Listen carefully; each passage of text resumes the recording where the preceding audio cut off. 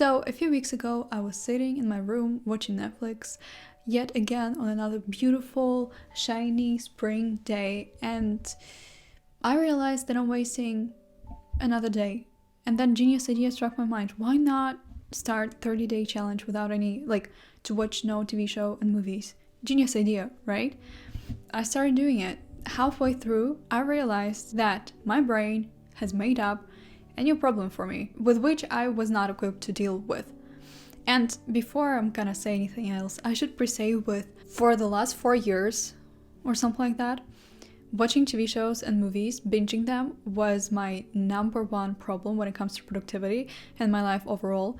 I wasted so many hours, I procrastinate so much by watching TV shows and movies. And the moment I stopped, I thought, yeah, great, my productivity will skyrocket. And it kind of did, but then my brain came up with another problem. I am a person who always had crushes on people, I think, as everyone else.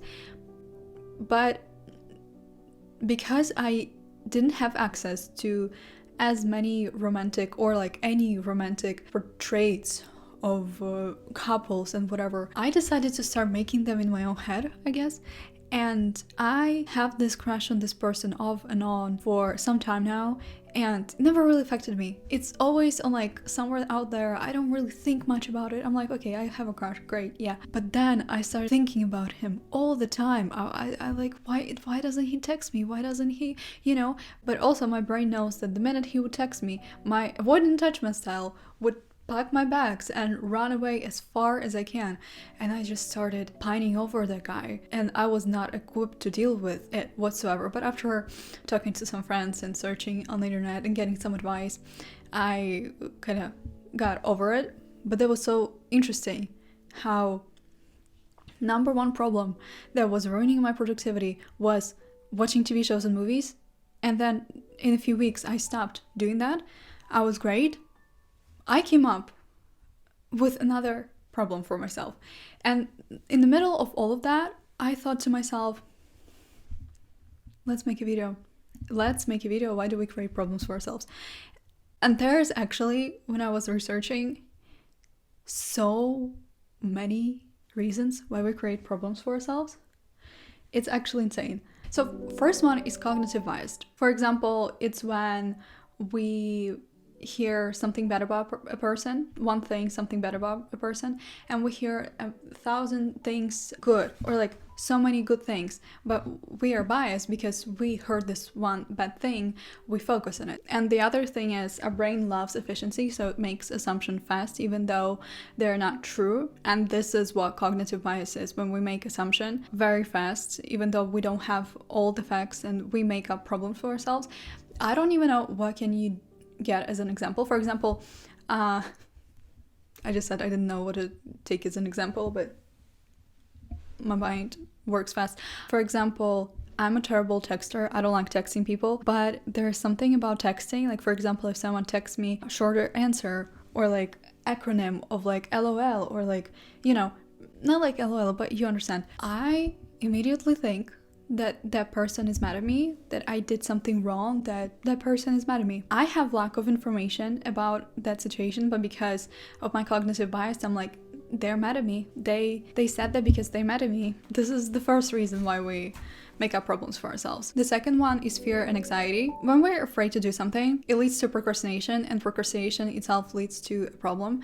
For example, I have to do an assignment, for example, right? And because of my fear and anxiety, or because I think I'm not good enough, or because I don't think it's gonna be perfect, and so on and so forth, I will procrastinate, and therefore I will have a problem, because then I will not get assignment on time, or then I will be stressed out because I need to complete an assignment in 1 day. The next one is low self-esteem.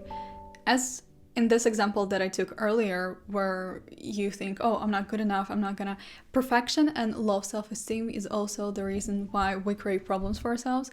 When we think we're not good enough in these positions, we don't think we're gonna be good enough in this, and this, so we don't take a chance, and then we create problems for ourselves because of these factors. And The other factor is also our desire to control. If something's so chaotic going on in our life where we don't have control over it, we create problems for ourselves to just feel secure, which is very weird. Honestly, it is very weird that in a chaotic moments of our life, we're like, okay, I'm gonna create something that I have full control over, which will stress me out, but I will have control over it. After researching and doing some research for this video, I realized how insane we are, honestly. And of course, habits. If we have habits that make it easier for us to procrastinate, to not do the things that we have to do, basically negative habits, that they will create problems.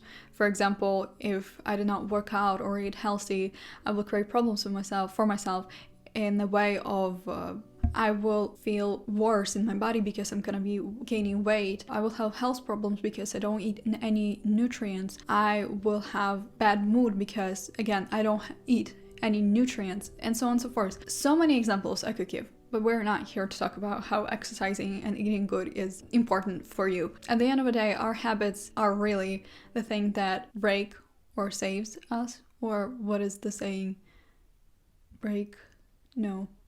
It could also be because we made a bad decision and now we have a problem to deal with. Fortunately or unfortunately, we have to make a lot of decisions throughout a day, throughout a life, and some of those decisions sometimes turn out bad. Sometimes we made a bad judgment and we should have not done that, but that really teaches us a lesson. But that also could create a problem for us. And in a way, we misjudge the situation and we create a problem for ourselves.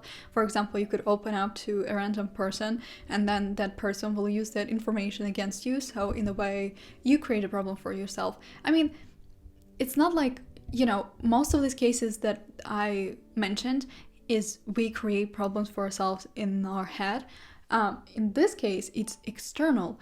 You do something that then backfires and makes problem for you. Endless worrying about past and future is always gonna lead to problems. Problems of, for example, you want your life to be different, but you're forced to live in a reality, and you, of course, I have so many situations when I just wanted a different life, and I would just create problems for myself in my head, like I'm behind, I'm not enough, why I'm not doing this, why I'm not there and there and there. And because we strive for this difference and we want this difference, or we want our life to be as it was, or we want our life to be better, but we stuck in this reality. And because reality doesn't change by our wish only for it to be different, we're like, no, but why don't you do that? And we create problems for ourselves. It's basically also about perspective. If we kind of look at right now of we have to be here, this path will lead me somewhere greater, and the things I'm going through will make me a better person in the future I want, then yeah, great. But we also could have perspective of I hate it here, I want to, I don't know, unlock new chapter of my life. I hate it here, and every day just go through life of I hate it here, I want to change. The other thing is not being skillful in something or lacking knowledge in something could also create a problem, especially if you put it on your job application, for example. Yeah, I know how to ride a horse, and then they okay, could you ride a horse for us, please? And you sure, can ride a horse, yeah. Okay. The other thing is, I think you heard it 100 times, is comparison. When we compare ourselves to someone else, we again create problems in our own head. We look at someone and we're not pretty enough.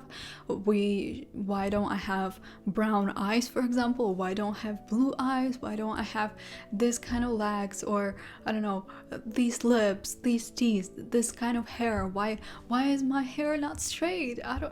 For a long time when I was in middle school, everyone had straight hair and it was kind of trendy or whatever, and I have obviously curly hair, and I thought I didn't think I would straighten my hair every day. I kid you not, I was for 3 years in a row I would straighten my hair, and yeah, there was a comparison that really killed me, because the minute a splash of water would get on my hair, it would become curly, and I'm like, why? Their hair is so straight, why aren't mine? But then I stopped it and I love my curly hair. The other thing is the other thing is, which is very interesting, we create problem to feel a sense of purpose. Because if you look at it, we cannot feel happiness in the way that we used to if we don't have problems. If we have nothing to go, like to work towards or go towards, life becomes boring and meaningless. So the dreams that you have and the goals that you have are problems, because I mean, in a way, they are problems. Stick with me. This is a complicated thing. It just, please stick with me and you'll understand. For example, I want to be a worldwide known dancer, and I'm not there yet. So my problem is that I'm not there yet, and my goal is to be there. So in order to solve this problem of me not being there yet, I have to become it. So I'm working towards something. I'm trying to solve a problem. When we create problems for ourselves, it's not only in a way of I want these shoes, but I don't have the finances, or they're going to Europe and they didn't take me with them, or this guy didn't text me back, or whatever. We also create larger problems, the problems that we solve for a decade or whatever, of this like, I wanted to become a dancer or whatever. There's also a philosophical view on why we create problems for ourselves, and I mentioned some of them, unfortunately, because I really wanted it to be a structured video, but it didn't really turn out that way. Philosophical ideas and reasons why we create problems for ourselves is because we want for things to be different, which equals rejection of present moment. I mentioned this, so I'm not gonna over-explain it. The second one, I think I mentioned it also, problems give us purpose. And the third one is ego and control. We think that we know better, we want to change others. Someone is doing something, we're like, no, I know better. I know better, you should do this, you should do this, you should not live like that, you should dress like that. Our ego sometimes takes the best of us, and we think that, you know, we're the only person in the world that has the right opinion of something, and that creates a lot of problems, especially within relationship with people. There's also scientific reasons. For example, first one is our prefrontal cortex is always making up scenarios, because I think I guess you have the access to internet and time to watch this video. You have all your basic needs covered, roof over your head, food, shelter, whatever. We have all these needs covered, and because our brain was in survival mode, in flight or fight mode for thousands of years, and now we don't have to do it. Like, we're in home, we could go to the refrigerator, we don't have to like go out there and risk our life and like killing something to eat and whatever. Our brain always looking out for threats. They like, oh, did they say that because they hate me? Did they I'm gonna combine the two. Our prefrontal cortex always making up problems. Like, it's not making up problems, it's just looking for threats. And we also have this fight or flight mode. So our brain doesn't differentiate between someone just sending us an angry email and we being hunted down by an animal that could potentially kill us, and for us not to have any kids and like bloodline and whatever, because our nature only cared about us surviving and reproducing. And sometimes our brain reacts to an email as like someone is trying to hunt us down and kill all the chances for us to reproduce and have any chance of survival. And that is very interesting, because again, we have all these needs covered because our brains are built to make sense of the world based on what we experienced before. That part of our brain is prefrontal cortex, which is a part of our brain that never stops talking. So that part of my brain could tell me right now that, oh, who's gonna be watching this video? Why are you doing this? Why are you like, you know? But there is a way to make it quiet, and after giving you all the reasons, I'm gonna tell you how to stop making up problems for yourself. The last reasons are social influence, because we have all this comparison that I talked about, and we also have the hustle culture of like, oh, you're resting? Such a failure. It's so weird that because of social media and all this hustle culture, and we have this idea that we have to achieve something 24/7, that relaxation equals failure, and that we have this pressure all the time to achieve something, and all this comparison of what if we're not enough, of this like, oh, you were relaxing watching TV show, oh, such a lazy guy or girl you are. And because of all this like I do not know, videos on social media where a guy is riding shirtless and screaming at you, work more, you don't want to run, you don't want to wake up at 4 a.m. and run, you don't want to do this, then what life will you have? That is toxic productivity at its best, and it's not healthy. And for someone who is still considering it as the way to build their life on, good luck. It's up to you, honestly, but I would not really build my life on toxic productivity. It's not gonna last long. So yeah, these kind of videos scare me. I just skip them all the time. You know, there are videos that make you feel good about yourself. There are videos that are gonna make you feel better about yourself. Those are the kind of videos that make you feel better about yourself. But also, logically, why should I wake up at 4 a.m. and run?